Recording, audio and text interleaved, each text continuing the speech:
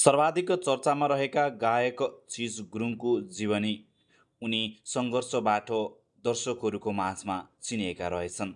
आउनुहोस् सबै जानकारी दिनेछौँ। भिडियो अन्तिमसम्म हेरेर हामीलाई साथ दिनुहोला। चिज कुमार गुरुङ प्रत्यक्ष दोहोरी गायकको क्षेत्रमा चर्चित नाम हो।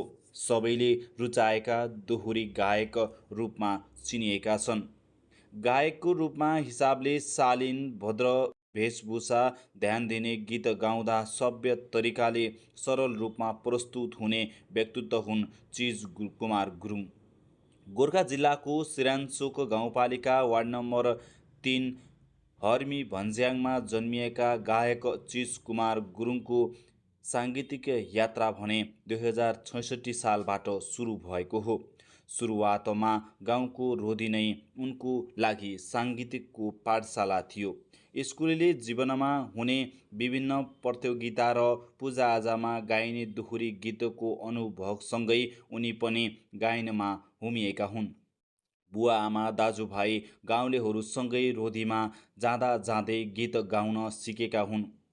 त्यही परिवेशसँगै प्रत्यक्ष दोहोरीमा भाग लिँदै काठमाडौँसम्मको यात्रा गरेका चिज कुमार गुरुङ पछिल्लो समयमा सबैका प्रिय दोहोरी गायकको रूपमा परिचित भएका हुन्। गुरुङ लोसारमा आयोजना हुने दोहोरी गीत प्रतियोगितामा पहिलो पटक सहभागी भएका थिए। पहिलो वर्ष सहभागी भई दोहोरी गायनमा प्रतिस्पर्धा गरी तर अनुभव धेरै बटुलेर फर्केका। त्यतिबेला अनुभवले उनी अर्को वर्षको लोसार प्रतियोगितामा फेरि भाग लिन पुगेका थिए। त्यस वर्ष उनी उत्कृष्ट गायकको रूपमा घोषित भए। प्रत्यक्ष गायनको क्षेत्रमा उत्कृष्ट गायक घोषित भएपछि उनलाई आँट र साहस बढ्यो। यही क्षेत्रमा केही गर्छु भन्ने सोच बोकेर अगाडि बढे। त्यसपछि अर्को वर्ष प्रतियोगितामा दोस्रो स्थान हासिल गर्न सफल भएका थिए। 2071 सालको गणतन्त्र दिवसको उपलक्ष्यमा गृह मन्त्रालय र रेडियो नेपालको आयोजना भएको जनचेतनामूलक लोकदोहोरी गायन प्रतियोगितामा प्रथम स्थान हासिल गर्न सफल भएका थिए।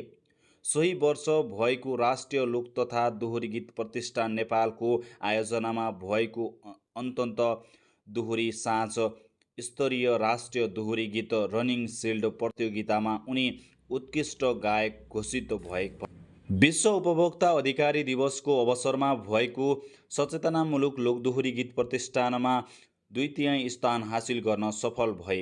सही रनिङ सिल्ड प्रतियोगितामा 2072 सालमा पनि उत्कृष्ट गायनको रूपमा घोषित भएपछि उनी प्रत्यक्ष गायनमा मुलुकमा ज्ञान दिन थाले। गोर्खाली महोत्सवमा भएको प्रत्यक्ष दोहोरी गीत प्रतिष्ठानमा प्रथम स्थान हासिल गरेका थिए भने गलकोट घुम्टी महोत्सवमा भएको खुल्ला लोकदोहोरी गीत प्रतिष्ठानमा 2 स्थान हासिल गर्न सफल भएका थिए। प्रत्यक्ष दोहोरी गायनमा आफूलाई समाहित गराउँदै आएका चिज कुमार गुरुङलाई आत्मसन्तुष्टि भने रेकर्डमा भन्दा प्रत्यक्ष गायनमा नै मिल्ने गरेको बताउँछन्।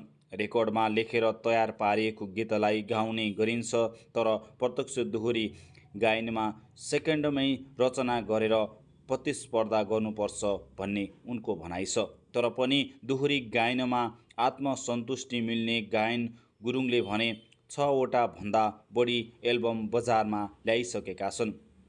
उनले 1 दर्जन भन्दा बढी कलेक्सन एल्बममा स्वर दिएका छन् भने दोहोरी सालेजो कौडा जस्ता गीतमा स्वर अलावा नृत्य समेत गरेका भएका छन्। पछिल्लो समय उनी निकै चर्चित र व्यस्त गायकको रूपमा चिनिएका छन्। अहिले राखेर प्रत्यक्ष दोहोरी गायनमा उनले शब्द चयन र गायनको प्रशंसन गर्ने धेरै छन्। उनको फ्यान फलोहरूका कारण यतिबेला जताततै चिज गुरुङको चर्चा बढेको हो। उनको पछिल्लो गीत हावा सरर निकै चर्चामा भयो। राजेन्द्र लम्साल छेत्रीको लय सङ्कलन रहेको गीत हावा सरर चिज कुमार गुरुङ र चिजा तामाङले स्वर दिएका हुन्।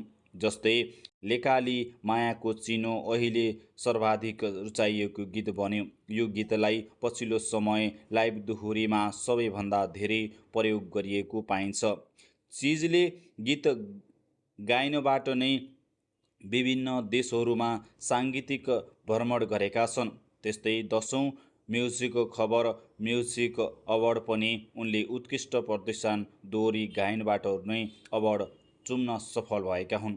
गायक चिजकुमार गुरुङ यति बेला सामाजिक सञ्जाल लगायत फेसबुकको माध्यमबाट उनी चर्चामा आएका हुन्। युट्युब लाइभ दोहोरीबाट पनि उनी चर्चामा आएका हुन्।